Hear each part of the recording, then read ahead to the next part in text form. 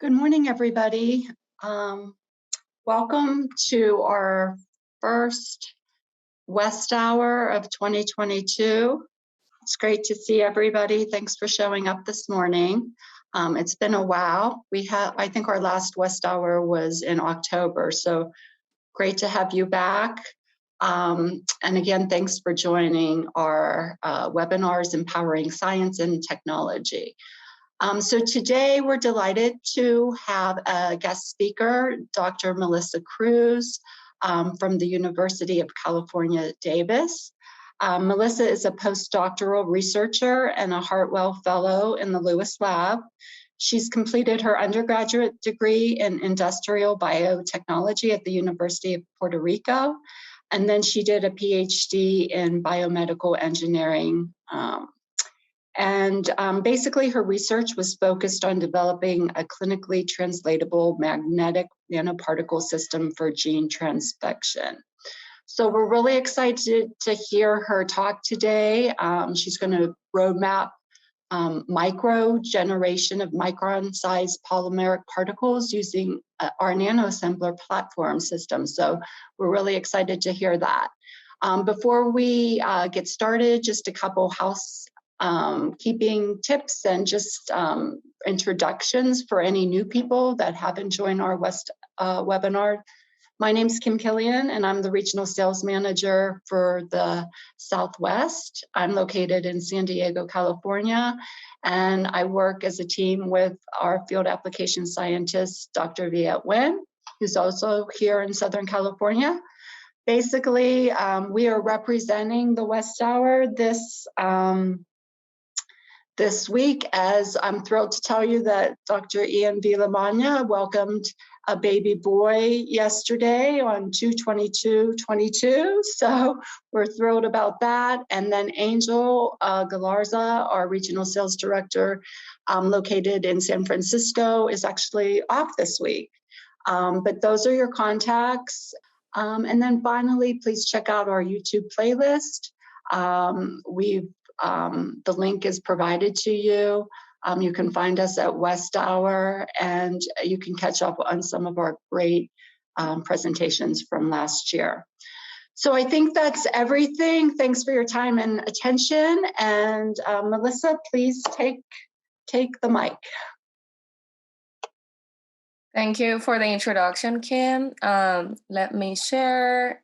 So I'm now working at Dr. Jamal Lewis Lab at the University of California, Davis. And since I did some magnetic nanoparticle work while I was at the University of Florida as a PhD student.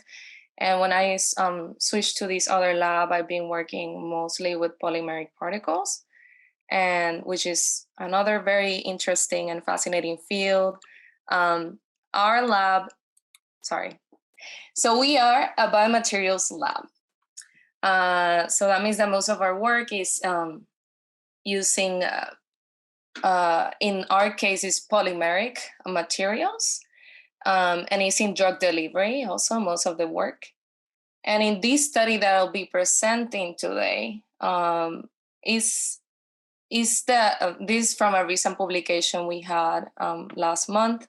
And it's basically the story of defining the route for the fabrication of 1 micron size polymeric particles when facing particular parameter challenges that promote for the generation of particles within the nanoscale. So why size matters? Size matters to us. Size matters in the drug delivery field because it determines the drug delivery mechanism, the biodistribution of our synthesized agents, and the final fate of the drug in the body and in the cell. For instance, if we want to deliver a particle-based drug to the brain, we know that these particles should not be larger than 200 nanometers, so they can penetrate the blood-brain barrier. So in general, size determines the mode of what we create in the lab, the mode of delivery. In our lab, we mostly use PLGA, or polylactic glycolic acid, as the polymer for are drug delivery agents that we synthesize. This polymer is one of the most successfully used biodegradable polymers for the development of nanomedicines. For example, we have Taxol, paclitaxel, dexamethasone, etc. These are all treatments for cancer. And the good thing about PLGA, or why is it attractive in biomedicine, is that it's biocompatible. It degrades to lactic acid and glycolic acids, which are natural to the body and not toxic to cells at appropriate concentrations.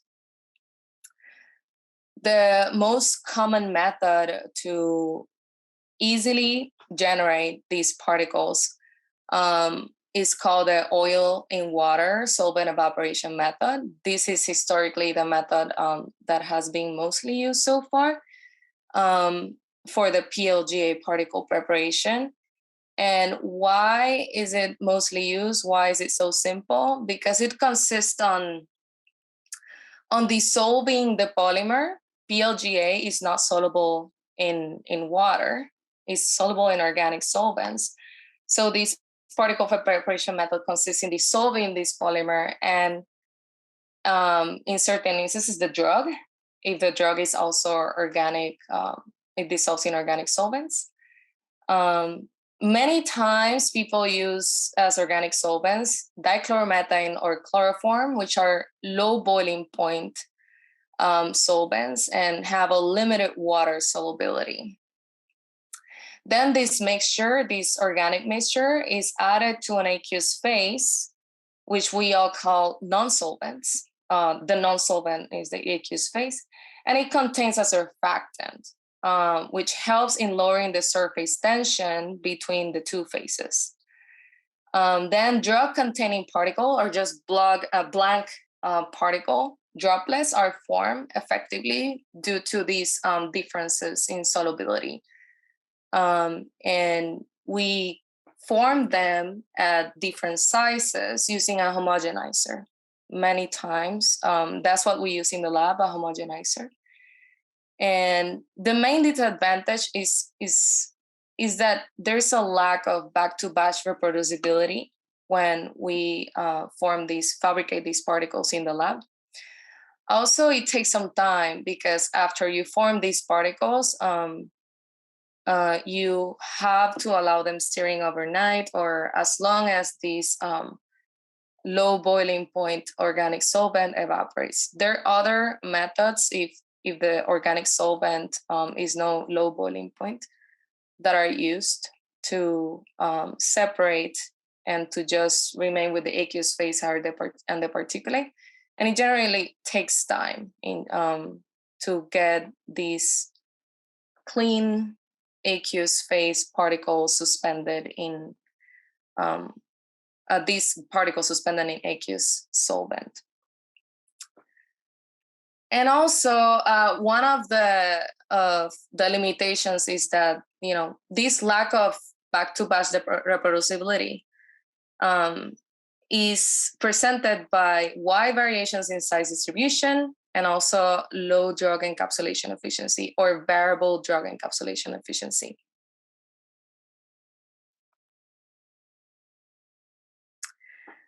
More recently, people have been using microfluidic channel devices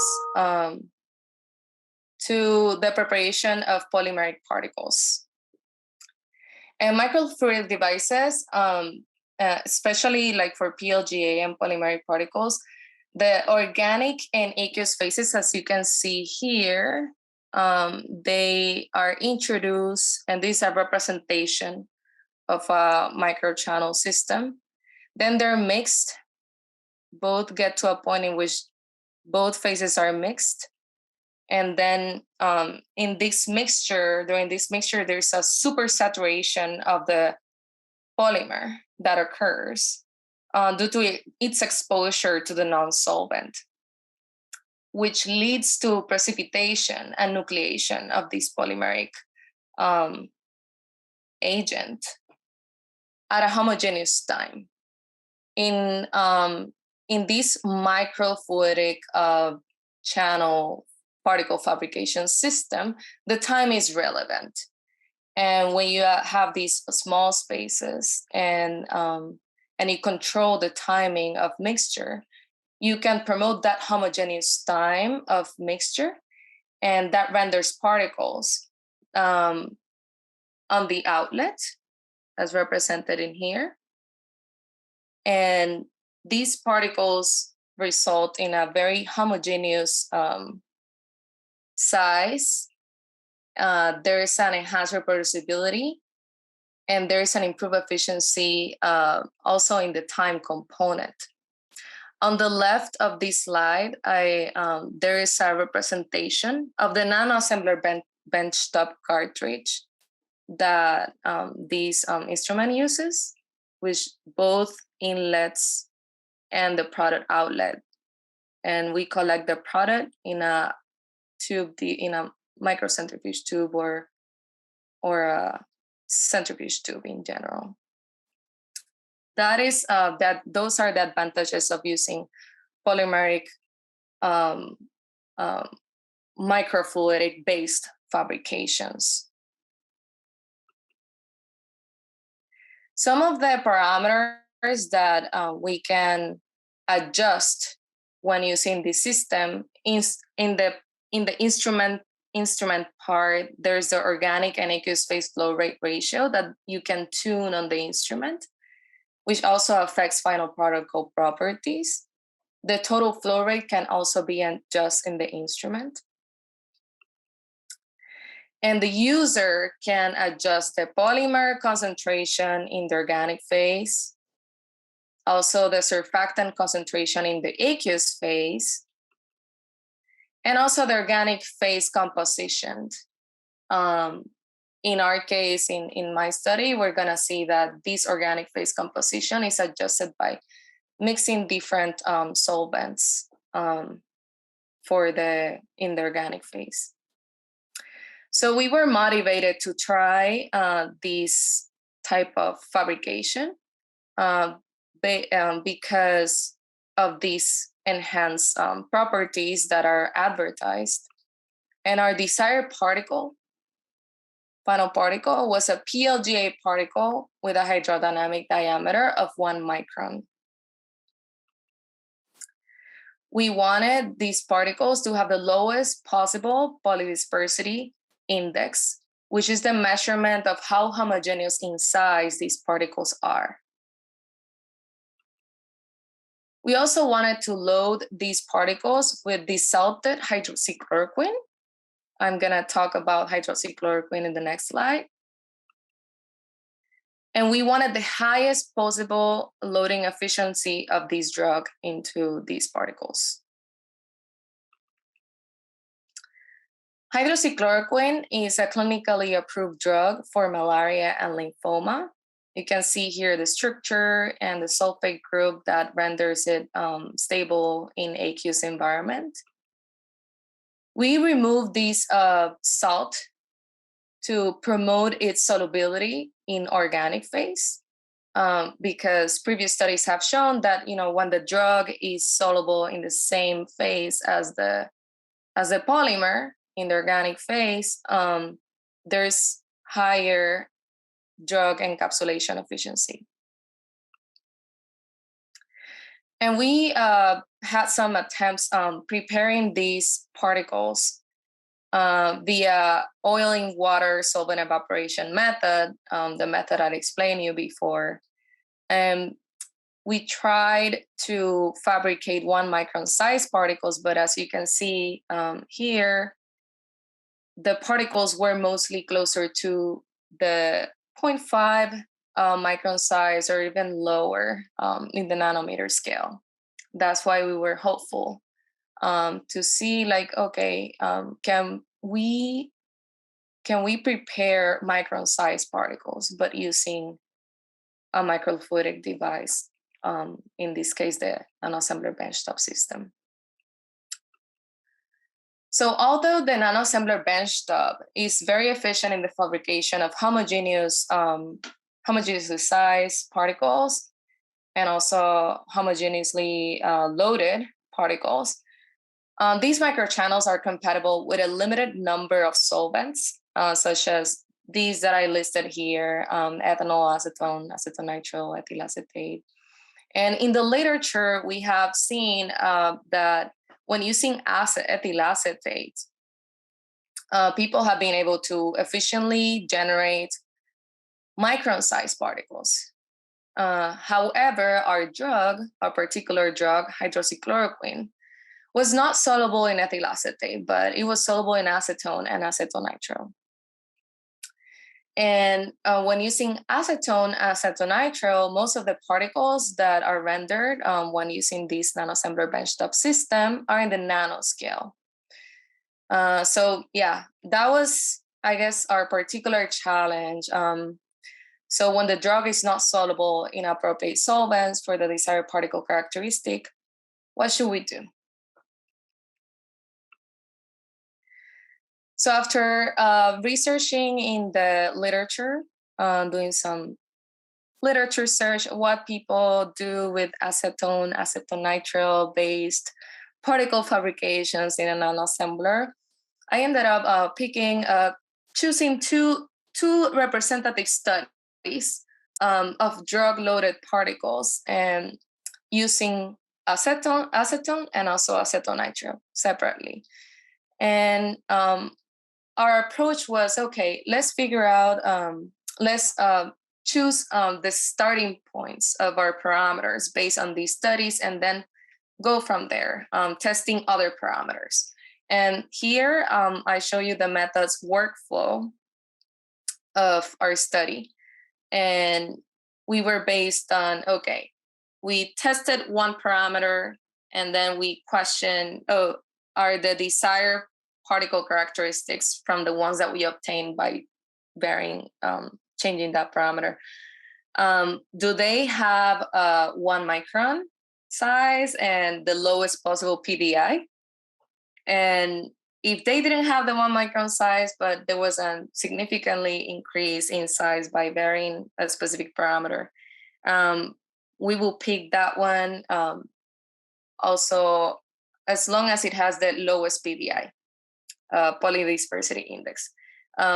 It was kind of like a decision-making process that was very difficult sometimes, but we kind of like followed that trend. Like, okay, let's change the PLGA concentration first. Then do we see these in our particle products? Okay, if we see these in these closer to these characteristics in this sample, then we pick that sample and then we continue changing the next parameter, the organic to aqueous flow rate ratio. And we kept going. So basically we engineer the methods to sufficiently alter the diffusion dynamics between the organic and aqueous phases, leading to the generation of 1 micron PLGA particles. For the acetone-mediated particle fabrication starting parameters, in this case of this publication for Morikawa et al., we explored the starting parameters of using an organic to aqueous flow rate ratio of 3:1. Obviously, the solvent was acetone. And then the surfactant concentration in the aqueous phase was established as 1% in the paper and a total flow rate of 3 milliliters per minute. When they had these parameters, 10 meg per mil of PLGA, they obtained particles that were smaller than 300 nanometers. So we were like, okay, let's start changing the polymer concentration and keeping the rest of the parameters fixed, and see what particle characteristics we obtain. And these were all first in blank PLGA particles. So here on the right side, you're gonna see, and in the next couple of slides is the same dynamic. The graphs of our results, the bar graphs are the size, hydrodynamic size, average hydrodynamic size of the particles obtained. On the top is a different PLGA concentration. Then we have the different organic to aqueous flow rate ratios and the different total flow rates. And then the dots, the markers here, they show the PDI of each sample. So when we vary the PLGA concentration, we obtain like similar hydrodynamic particle hydrodynamic diameters in all cases. We tested 10 meg per mil, 30 meg per mil, and 50 meg per mil of PLGA in the organic solvent. We also observed a very drastic PDI variation on this. So when changing PLGA concentration, we did not significantly affect the supersaturation dynamic or the diffusion dynamics. Time during the trajectory of these solvents inside the microfluidic cartridge compared to deformation of more particles via nucleation, as indicated with the PDI increase at 30 and 50 meg per mil. We also observed that at 50 meg per mil, there was a clogging issue in the cartridge. So this is why we conclude this. By increasing the concentration, we produce more particles in a way that we even got some clogging on the cartridge. But the timing of nucleation was not really significantly affected because we didn't obtain any significant change in the particle size. Then we picked this sample using 30 meg per mil of PLGA. And then we selected this because even if it was not significantly higher, like statistically significant, it was still the highest in size in average. And then we decided to vary the organic to aqueous flow rate ratios at 1:1, 2:1, and 3:1.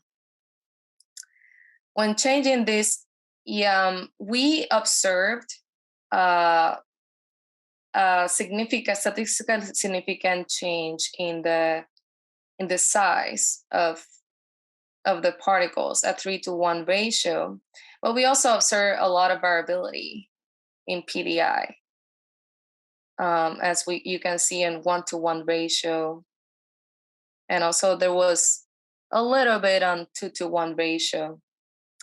So this there was a significant change in supersaturation time when increasing the organic to aqueous flow rate ratio, indicated by that significant increase in particle size at 3:1. But the large and highly variable PDIs demonstrate that there was a non-homogeneous nucleation time in the case of the 1:1 organic to aqueous flow rate ratio. Alyssa, just a quick question. We have a quick question regarding the polydispersity indices. You mentioned before that you wanted to go as low as possible, but was there a number you were targeting as far as the PDI in this exploration? Yeah, for biomedicine, the field in biomedicine, we always try to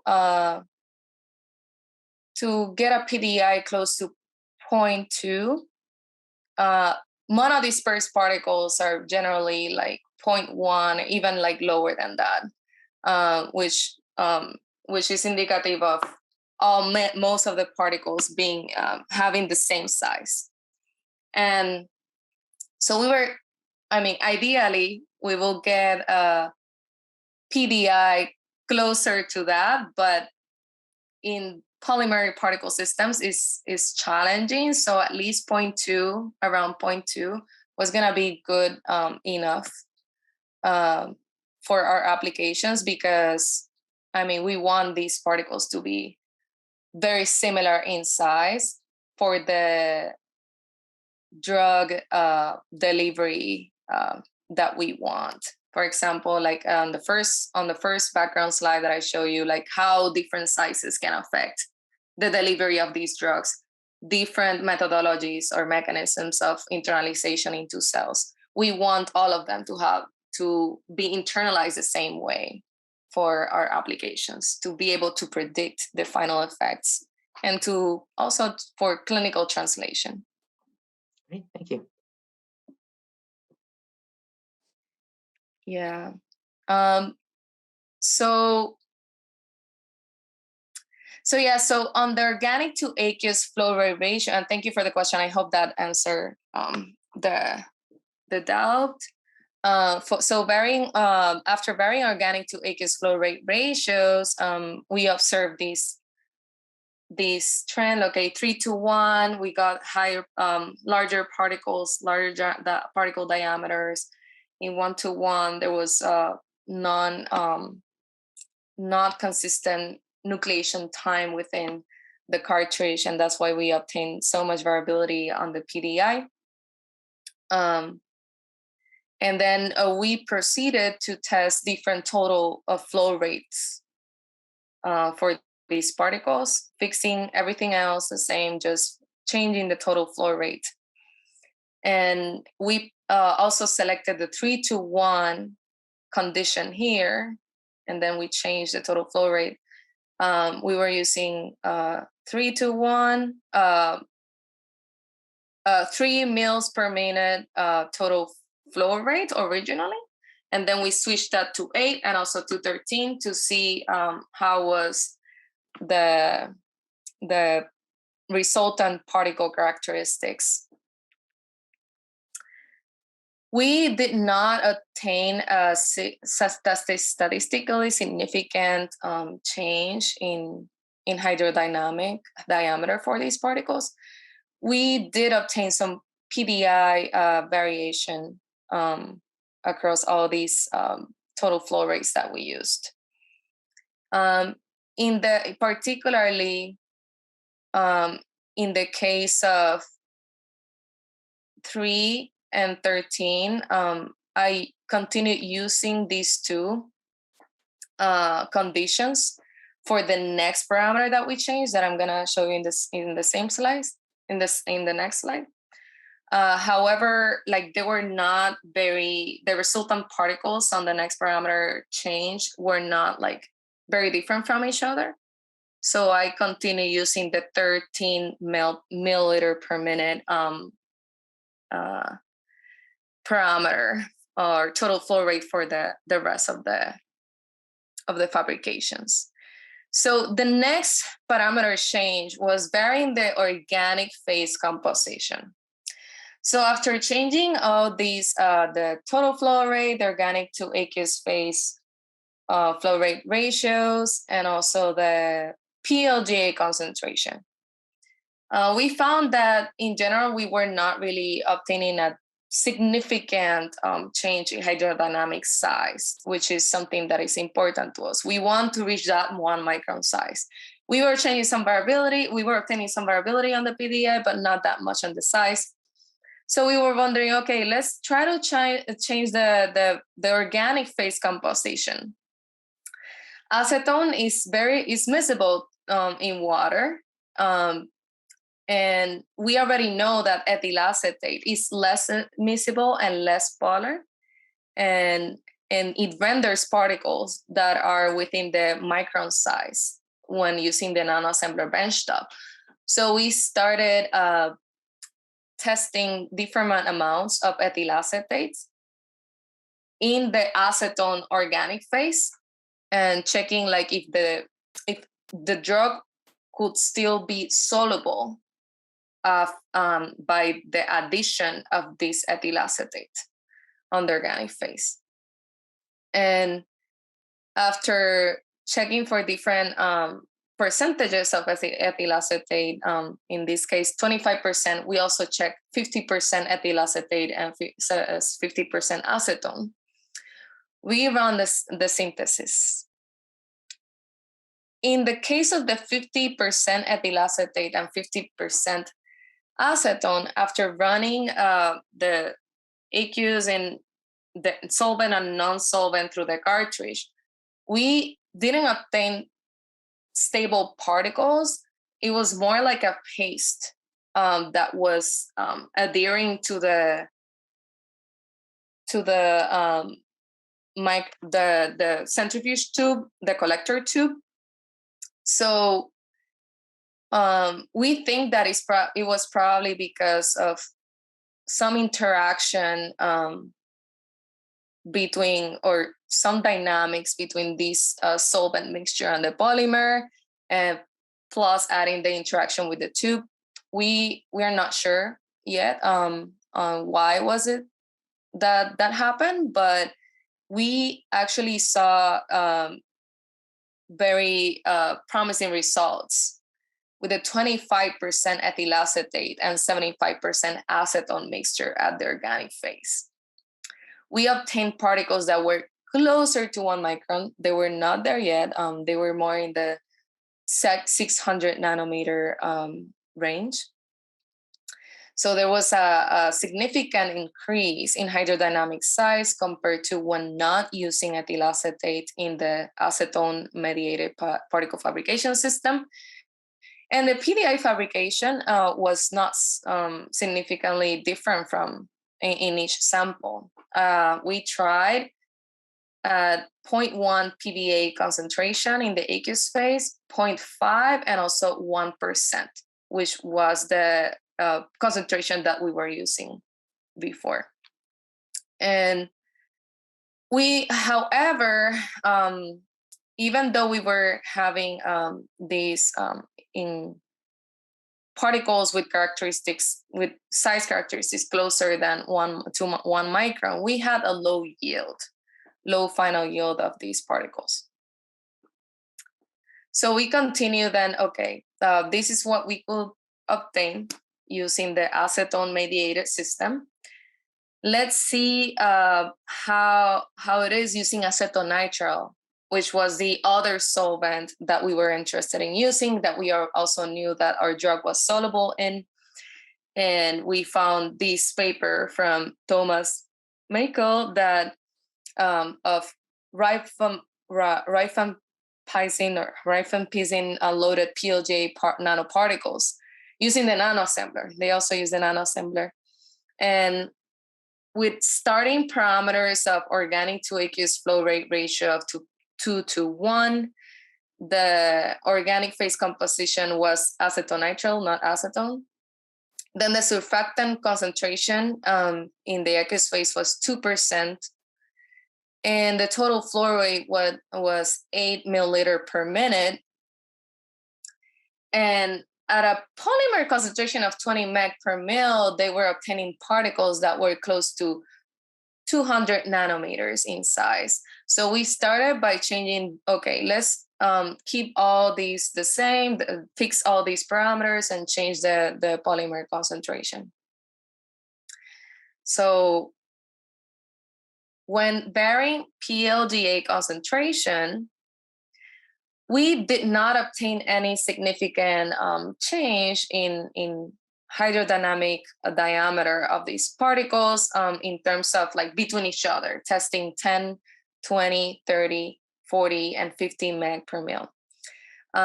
Interestingly, we did obtain particles that were slightly larger in hydrodynamic diameter compared to the use of only acetone in the previous system that I discussed the results on that before.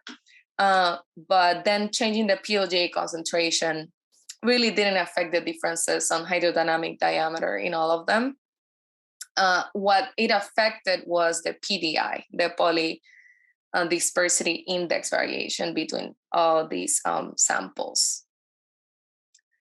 So with these results, we concluded, okay, we did not significantly affect the supersaturation time during the trajectory inside the microfluidic cartridge compared to the formation of more particles via nucleation, which is indicated by that increase in PDI at the highest concentrations. then we continued, I selected the 20 meg per mil sample, and then continued changing the next parameter, the organic to aqueous flow rate ratio. And when changing this parameter to, we expanded the range to 1 to 3, 1 to 2, 1 to 1, 2 to 1, and 3 to 1 organic to aqueous flow rate ratios. And we did not observe any hydrodynamic diameter significant increase or change, and we did not observe any PDI variation in the system when affecting the organic to aqueous flow rate ratios. And then because I got a slightly larger hydrodynamic using the 1 to 3 condition of organic to aqueous flow ratio, I selected that one, and then I decided to change the total flow rate ratio from 3 to 8 to 13. On these previous experiments, as you remember, we're using 8, so I decrease and also increase the total flow rate ratio. And no significantly, no statistically significant change was observed. So from the, I guess the takeaway of all these 3 experiments were that, polymer concentration was the one that had a greater effect in the nucleation process or mixing process of our acetonitrile mediated fabrications, as noted by the increase in the PDI. The rest really did not affect significantly the supersaturation or the mixture or the diffusion dynamics between these 2 phases, the organic and aqueous phases. Then we proceeded with the addition of ethyl acetate. We also tested, if the drug ACQ, the one that we are interested in loading to these particles, was still soluble at different percentages of ethyl acetate in the acetonitrile organic phase. And it was still soluble at 25% ethyl acetate and also 50% ethyl acetate. So we ran the fabrications using these 2 different percentages, and we obtained a significant increase in hydrodynamic diameter. So as you can see here, especially for the 50% ethyl acetate, that mixture of ethyl acetate and acetonitrile, we obtained particles that were close to 1 micron in size. Then I selected this condition and proceeded to change the PBA concentration to see if some way I could affect the PDI. We already had a PDI that was close to 0.2. We wanted to see, okay, can we even reduce it more by affecting the surfactant concentration in the aqueous phase? And we obtained the particles that were still close to 1 micron size, but at higher PBA concentrations, this size will decrease. So when increasing the PBA concentration in the aqueous phase, we're also affecting the viscosity of the aqueous phase. So with these observations, we concluded that the combination of appropriate aqueous phase viscosity via the addition of a higher concentration of PBA, in this case 4%, limited the diffusion of PLGA organic phase within the system in a homogeneous manner. So by increasing the viscosity, we obtain a smaller hydrodynamic size of the particles. So these diffusion dynamics depends on many factors, not only the solubility of the organic phase to the into the aqueous phase, but also the viscosity of the 2 phases. Then we took scanning electron micrographs, microscopy micrographs, to observe, okay, how these particles like physically looks on the micro scale. And as you can see, when increasing PVA percentage in the aqueous phase, we still see some slightly larger particles, but the amount of smaller particles is more predominant, is more general compared to the sample in which 1% PVA was used. So yeah, we obtained like close to 1 micron size particles with this one, and the yield was also efficient, was close to 70% for most of the cases. So now we proceeded to adding hydroxychloroquine to our particle fabrications. On these graphs, I separated the hydrodynamic size measurements or results from the PDI results for each particle fabrication, because now we are comparing the hydroxychloroquine or HCQ loaded particles with the blank particles. So the black bars are gonna be blank particles. These top two graphs are particles on the acetone-mediated fabrication system, and these ones below are particles using the acetonitrile-mediated system. So the gold-looking bars are the ACQ-loaded particles on the acetone-mediated fabrication, and the blue bars are ACQ-loaded particles on the acetonitrile-mediated fabrication system. In the case of the acetone-mediated fabrications, when incorporating ACQ, hydroxychloroquine, to our system, we observed a hydrodynamic diameter change when compared to the blank particles. As you can see here, at the lowest PVA concentration in the aqueous phase, we observed ACQ-loaded particles that were larger in diameter compared to the blank particles. And also these particles had a higher PDI. And then as we increase the percentage of PVA concentration, then the particle diameter was significantly reduced on the ACQ-loaded particles.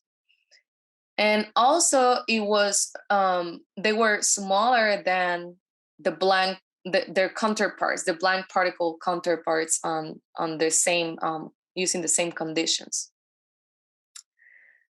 In the case of acetonitrile-mediated particle fabrications, we observed a similar size distribution, average size distribution, on particles at the lower PVA percentages.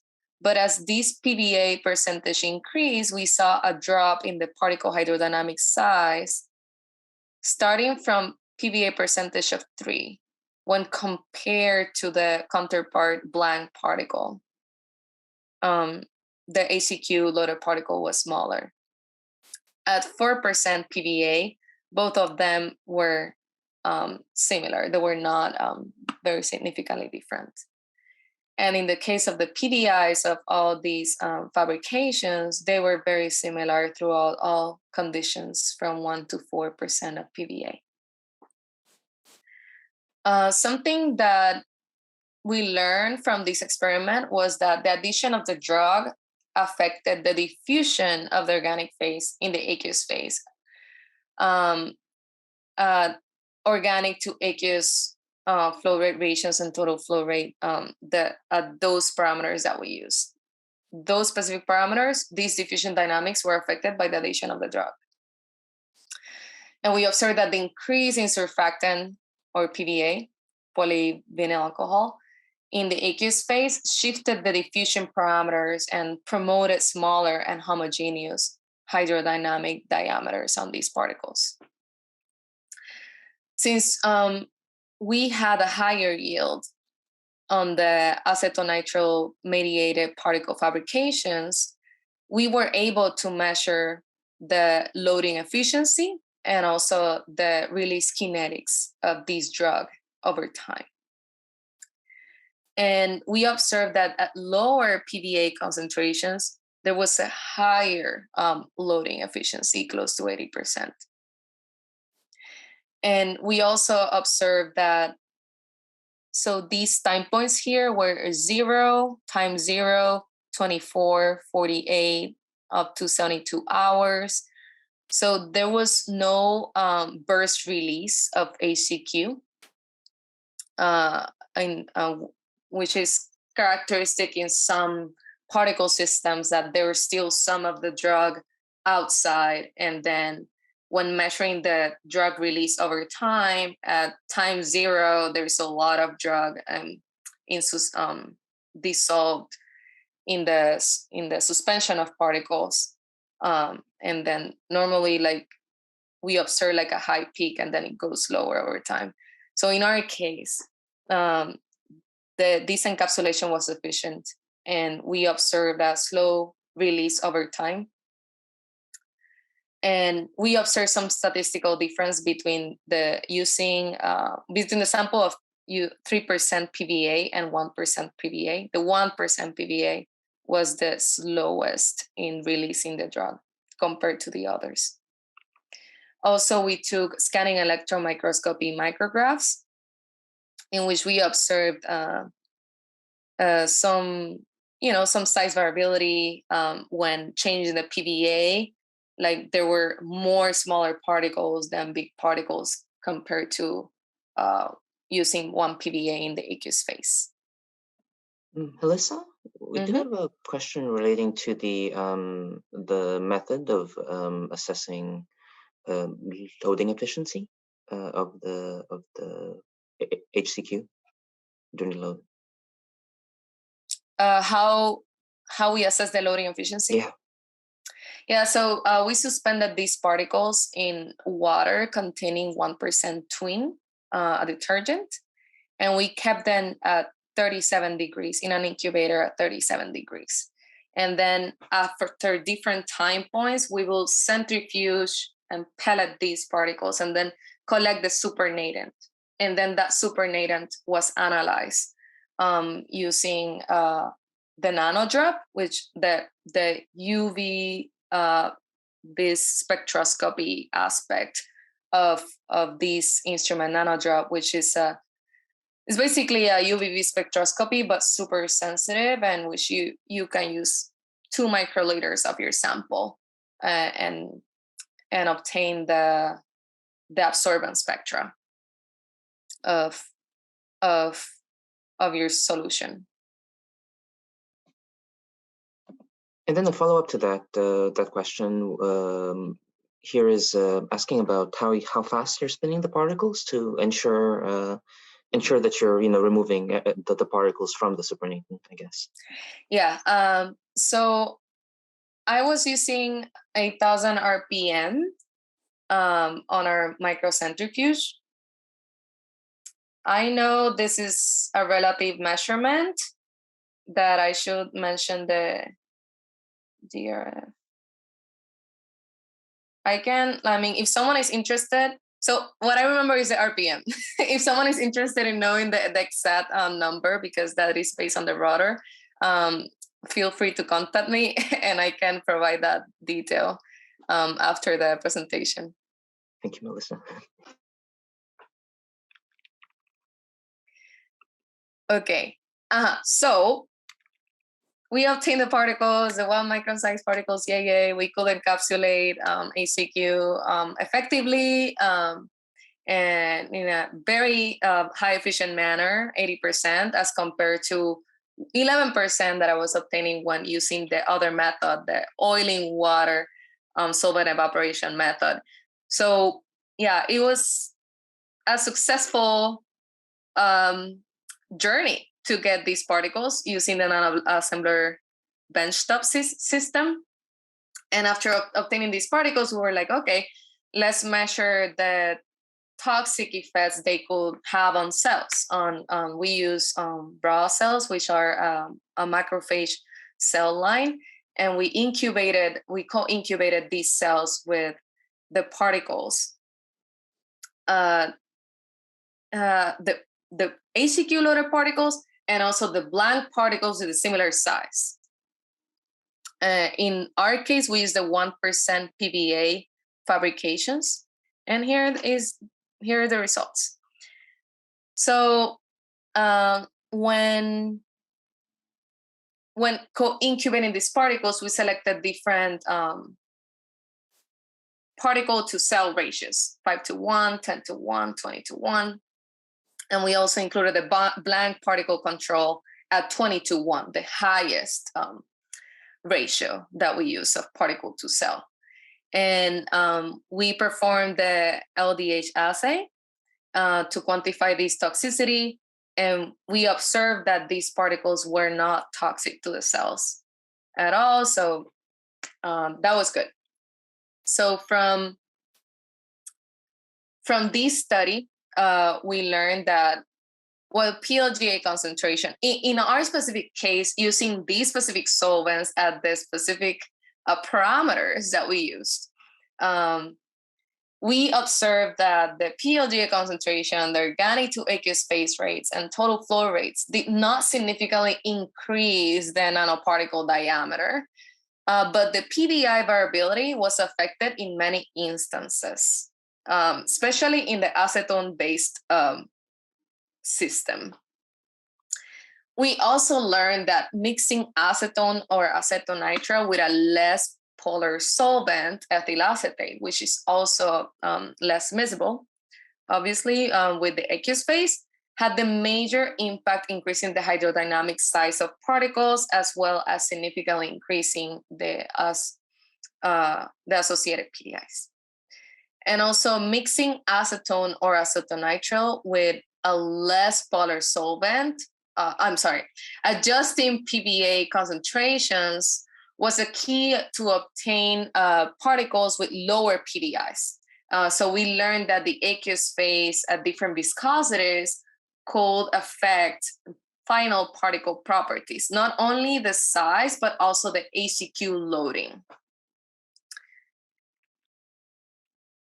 Also, we learned that ACQ addition to particle fabrications impacted acetone-mediated and acetonitrile-mediated PLGA particle fabrications in distinct ways, which is indicative of the different diffusion dynamics occurring in both systems. So the addition of ethyl acetate and also then the addition of ACQ affected the system differently when comparing the acetonitrile and the acetone mediated fabrications. We also observed that ACQ loading efficiency was higher with a lower PBA concentration, as I mentioned, in the aqueous phase in acetyl ethyl acetate mediated fabrications, because since we had a low yield on the acetone-based fabrications, we couldn't measure it. And we also learned that, modulating polarity via the mixture of solvents in organic phase and surfactant content in aqueous phase are crucial in achieving appropriate diffusion parameters for achieving the desired characteristics in particles based on size and encapsulation efficiency in the NanoAssemblr system. Do you have any other questions? Thank you for the presentation. It was really, interesting. Honestly, this is the field I come out from. Actually, I did a PhD making PLG nanoparticles and other polymeric particles. So this is to me very exciting, personally, looking at this exploration. Yeah. Thank you, Melissa. That was a great presentation, very detailed. We appreciate you sharing it with the group. Just a reminder for our next W.E.S.T hour, it's always the last Wednesday of the month at 9 a.m. Pacific time. So we're looking at March 30th. So maybe you can mark it on your calendars. But we also have a journal club the second Friday of every month. So our next journal club will be March 11th, and that's at 10 a.m. Pacific time. So thanks again, everybody. We hope you have a great Wednesday and a great rest of your week. Thanks again for your participation, and we look forward to seeing you again. Have a great day. Thank you. Thank you, Melissa.